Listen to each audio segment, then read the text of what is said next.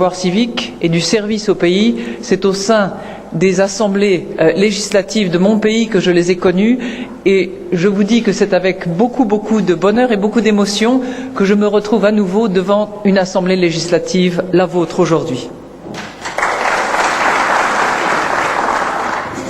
Alors permettez-moi en ce 1er janvier que vous avez eu la délicatesse de rappeler, Monsieur le Président, sans mentionner mon âge, et j'y suis sensible, je voudrais adresser à chacun et chacune d'entre vous mes vœux chaleureux de très bonnes et heureuses années 2013. Les vœux, on les adresse toujours, bien sûr, avec chaleur, ce sont toujours des vœux de bonheur. Sachez que les miens sont véritablement sincères et pleins d'espoir, car je sais à quel point l'année 2013 sera une année fondamentale et fondatrice pour ce renouveau économique auquel nous aspirons tous.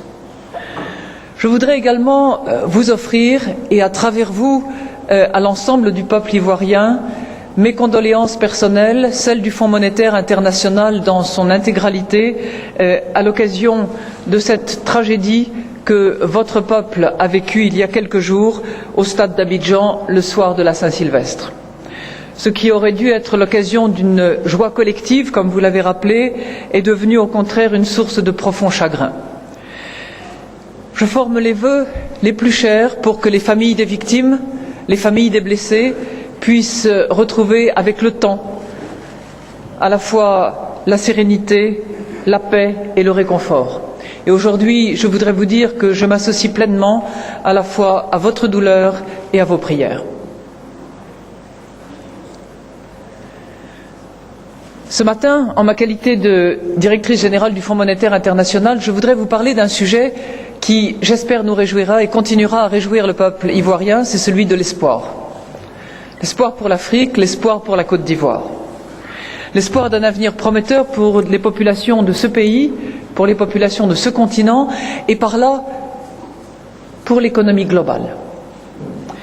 Nous le savons bien, pendant trop longtemps, l'Afrique a été bridée par des institutions faibles qui n'ont pas défendu les intérêts des peuples, par des conflits récurrents qui ont fait du développement une chimère pour beaucoup et par des structures économiques surannées qui ont nié à des millions de personnes la possibilité de s'accomplir.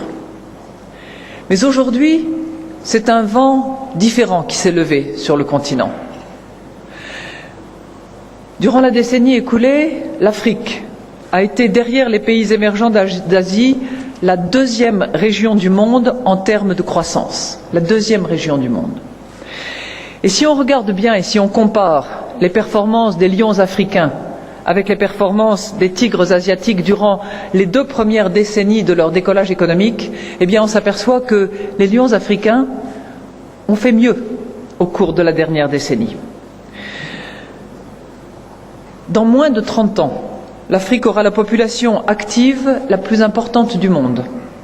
Plus d'1 milliard d'hommes et de femmes qui rejoindront ou qui seront sur le marché du travail, c'est-à-dire plus que l'Inde, plus que la Chine. À l'évidence, la démographie, si elle est bien utilisée, sera du côté de l'Afrique dans sa quête du développement. Et l'heure est venue de tourner la page des fléaux, les fléaux de l'histoire, et de savourer les bienfaits du destin. La Côte d'Ivoire peut être à l'avant-garde de ce changement. Moi, j'en ai la profonde conviction. Vous aussi. Après tout, ne l'avez-vous pas déjà été? Le miracle économique ivoirien, naguère cité en exemple, fit la fierté de l'Afrique et du monde en développement. L'heure d'un deuxième miracle ivoirien est venue. Vous avez subi les affres de la guerre civile et surmonté le conflit et la division pour avancer vers l'unité et la réconciliation, qui sont, vous le savez, des paramètres indispensables à l'accomplissement économique. Aujourd'hui, sous la houlette du président Ouattara, vous vous mobilisez pour devenir, comme il le souhaite lui-même, son Premier ministre avec lui, un pays émergent d'ici 2020. Alors mon rôle ici n'est pas de vous parler de politique. Mon rôle ici, c'est d'examiner les aspects économiques de cette destinée que vous êtes en train de forger. Et je voudrais à cet égard aborder 3 questions. D'abord, quelles seront les évolutions mondiales de l'économie et quel est le destin de l'Afrique? Ensuite, pourquoi la Côte d'Ivoire peut-elle être à l'avant-garde de la réussite africaine, et enfin, quels défis la Côte d'Ivoire doit relever pour accomplir son destin. Et au fur et à mesure de mon exposé, j'essaierai d'identifier de quelle manière le Fonds monétaire international peut concourir à ces défis. Alors, quelle sera l'évolution de l'économie mondiale et quel est le destin de l'Afrique à cet égard? J'évoquerai d'abord l'économie mondiale qui, je le crains, perd un peu de son dynamisme, à telle enseigne que la reprise économique mondiale qui devra se poursuivre, nous la voyons hélas un peu frêle et soumise à de fortes incertitudes. Nous prévoyons pour l'année 2013 un taux de croissance global de 3,6, ce qui est un peu mieux que 2012, mais qui ne manifeste pas d'une croissance forte et vigoureuse comme cela est nécessaire.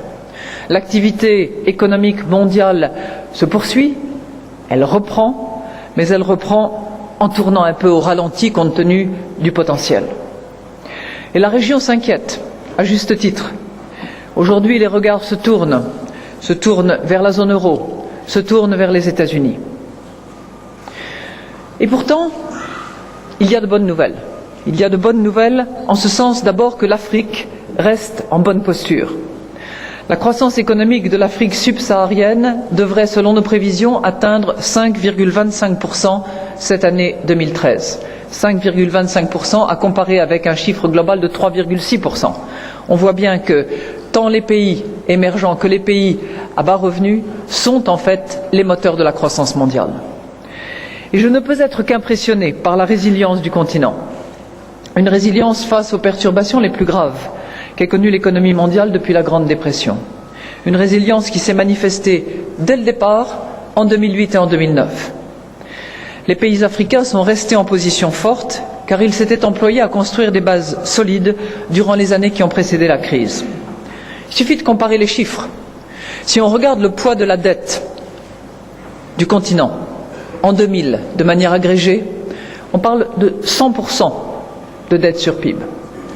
On se projette maintenant, 12 ans plus tard, la dette globale moyenne agrégée est de l'ordre de 40%, soit une réduction massive de la dette du continent. Si on regarde maintenant les réserves de change, on compare entre 2000 et 2012, les réserves de change ont plus que doublé et l'inflation a été réduite de moitié. Alors, ce qui est vrai de manière agrégée ainsi n'est pas nécessairement vrai pour chacun des pays d'Afrique, mais de manière globale, le continent a considérablement progressé au cours de cette décennie, ce qui lui a permis de mieux résister que bon nombre d'autres économies, y compris les économies avancées, aux conditions de la crise que nous avons vécue et dont nous continuons à subir les conséquences.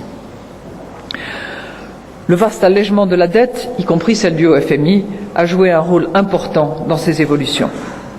Le maintien de la croissance dans les pays émergents, les BRICS, comme on a coutume de les appeler, y a évidemment contribué, d'autant plus que les partenaires non traditionnels, comme on les appelle maintenant, sont désormais les destinataires de la moitié des exportations d'Afrique subsaharienne et lui fournissent 60% de ses importations.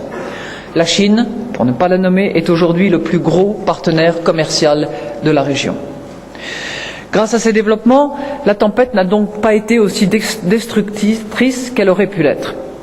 2/3 des pays africains ont pu protéger leur économie en tolérant un creusement des déficits budgétaires au lieu de donner un coup de frein supplémentaire en basse conjoncture.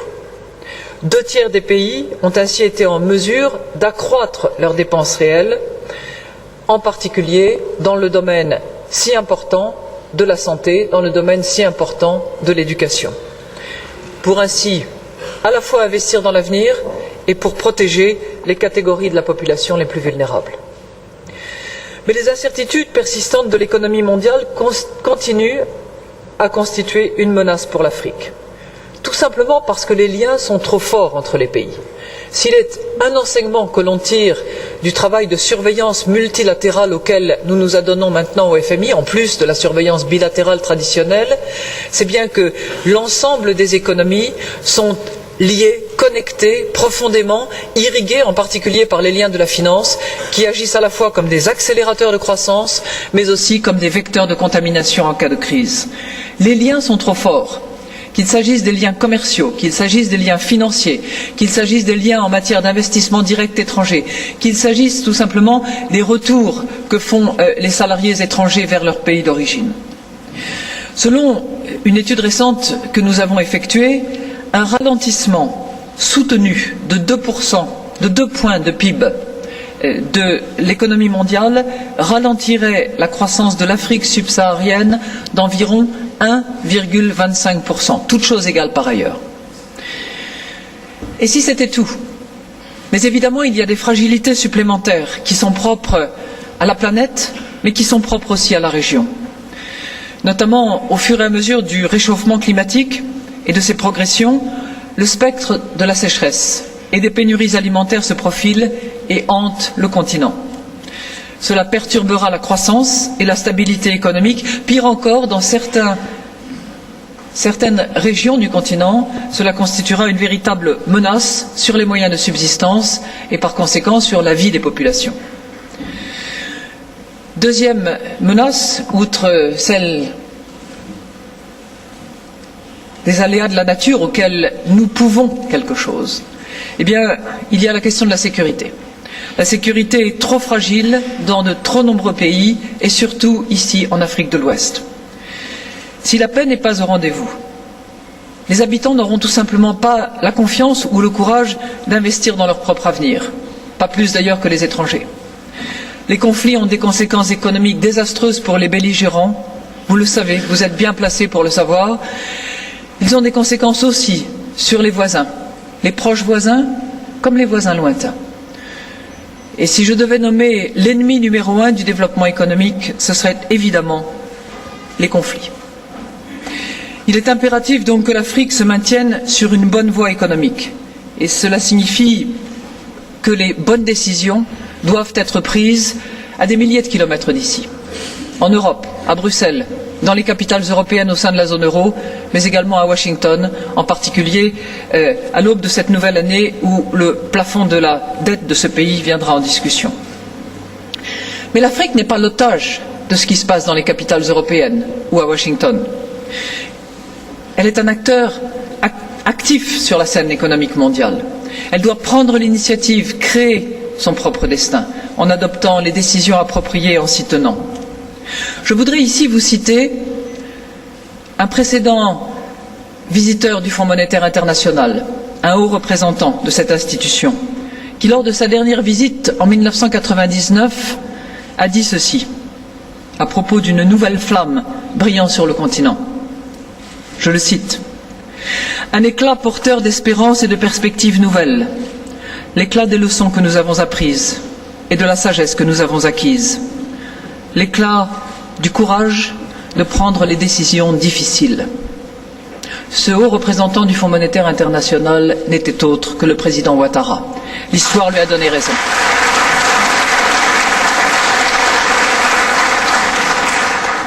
Oui, l'histoire lui a donné raison. Et aujourd'hui, la priorité pour l'Afrique, c'est évidemment d'entretenir cette flamme qu'il évoquait. Comment l'Afrique peut y arriver? C'est elle qui trouvera sa réponse. Mais permettez-moi de proposer quelques pistes, amicalement et avec humilité. Première piste, en accélérant la transformation économique, de sorte que davantage de personnes passent d'une agriculture élémentaire à une agriculture plus sophistiquée, passent de l'agriculture à des secteurs à plus forte valeur ajoutée, là où les emplois seront plus nombreux,